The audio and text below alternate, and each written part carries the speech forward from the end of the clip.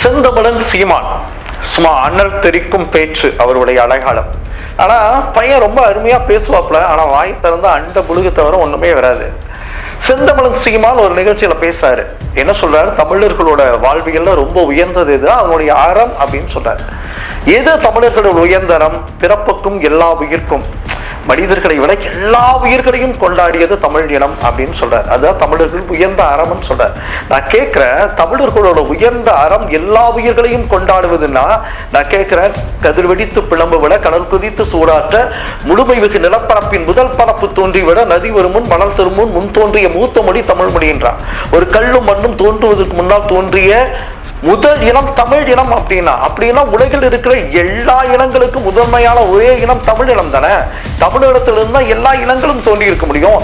அப்படி என்றால் மலையாள இனமோ தெலுங்கு இனமோ அனைத்து மொழிகளோ அனைத்தும் தமிழில் இருந்து தானே தோன்றி இருக்க முடியும். இதை உறுதியா நான் நம்புறேன். உலகில் தோன்றிய முதல் மூத்த இனம் நம் இனம் அப்படின்னு நம்புறேன். முதல் மொழி நம்மளோடதுன்னு நம்புறேன். அப்படின்னா நமக்கு பிறகு தோன்றிய எல்லா மொழிகளும் நம்முடைய சகோதர மொழிகள் தானே. அப்படி இருக்கும்போது எதற்காக ஒரு இனவாதம்? அவன் மலையாளி என்னும் தெலுங்கு என்னும் கன்னடம் என்னும் இந்த இனவாதம் எதற்கு?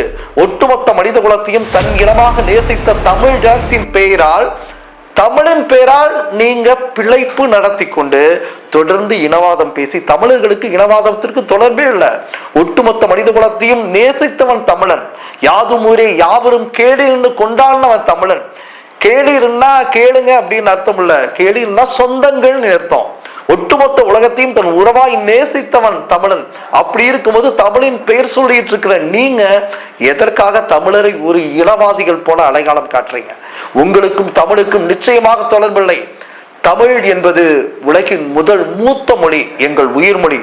தயவு செய்து தமிழின் பெயரால் பிழைப்பு நடத்துகிற நீங்கள் எக்காரணத்து கொண்டும் தமிழர்கள் இனவாதிகள் என்ற ஒரு குறுகிய அடையாளத்தை தமிழ் இனத்தின் மீது திணிக்காதீர்கள். திணித்தால் ஒரு நாள் நிச்சயம் தமிழர்கள் வெடித்துக் கொண்டு உங்களை தூர எறிவார்கள் என்பதை மறந்து விடாதீர்கள்.